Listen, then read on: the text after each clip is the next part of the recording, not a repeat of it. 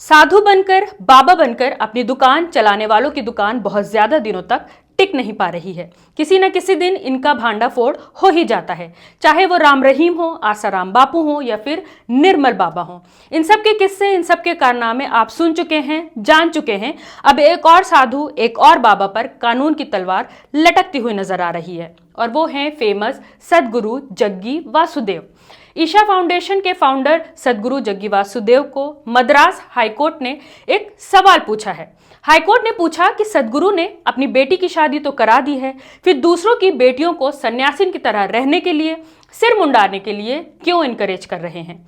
अगर आप social media चलाते हैं तो कभी ना कभी आपको सदगुरु के रील्स देखने को मिल जाते होंगे। सिर्फ इंस्टाग्राम पर ही सदगुरु के 12 मिलियन से ज्यादा फॉलोअर्स हैं।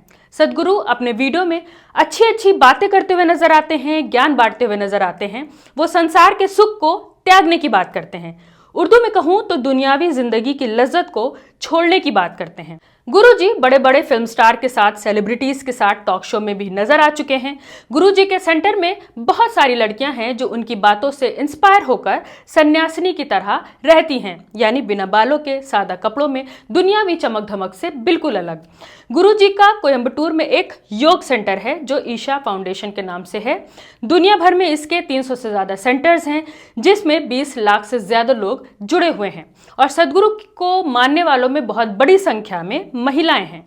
सदगुरु जो है वो अंग्रेजी में भी बात करते हैं, जिसकी वजह से बहुत सारे फॉलोअर्स भी उनके जो है वो फॉरेनर्स हैं। यह तो हो गई सदगुरु की बात। अब आपको बताते हैं कि सदगुरु किस केस में फंस रहे हैं और पूरा मामला क्या है।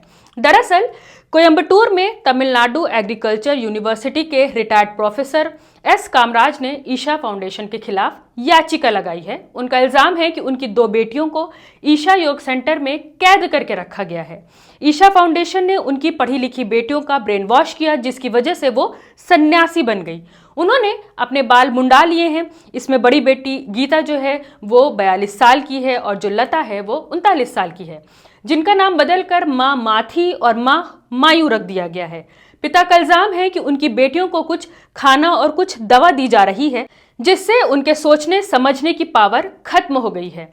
पिता ने हाईकोर्ट में अपनी याचिका में बताया कि उनकी बड़ी बेटी गीता यूके की एक यूनिवर्सिटी से एमटेक है। 2004 में उसे उसकी यूनिवर्सिटी में लगभग 1 लाख की सैलरी पर नौकरी मिली थी। 2008 में, यानी 23 साल की उम्र में उसकी तलाक हो गई, तो उसने अपने मेंटल हेल्थ के लिए ईशा फाउंडेशन में योग की क्लासेस में हिस्सा लेना शुरू कर दिया, और जल्दी ही गीता की छोटी बहन लता भी उसके साथ ईशा फाउंडेशन में रहने लगी। दोनों बहनों का नाम बदल दिया गया और वो अब अपने ही माँ बाप से मिलने से इनकार कर रही हैं। इधर दूसरी तरफ सदगुरु की अपनी बेटी राधे जग्गी जो हैं वो शादीशुदा हैं, प्रोफेशनल भरतनाट्यम डांसर हैं, एक अच्छी शादीशुदा जिंदगी जी रही हैं, जिस पर हाईकोर्ट के जस्टिस शिवंगनम ने हैरानी जताते हुए कहा कि हम जानना चाहते हैं कि जिस व्यक्ति ने अपनी बेटी की शादी कर दी, उसे जीवन में अच्छी तरह सेटल कर दिया, वो दूसरों की बेटियों को सिर मुंडवाने और सन्यासिनी की जिंदगी जीने के लिए क्यों इनकरेज कर रहा है।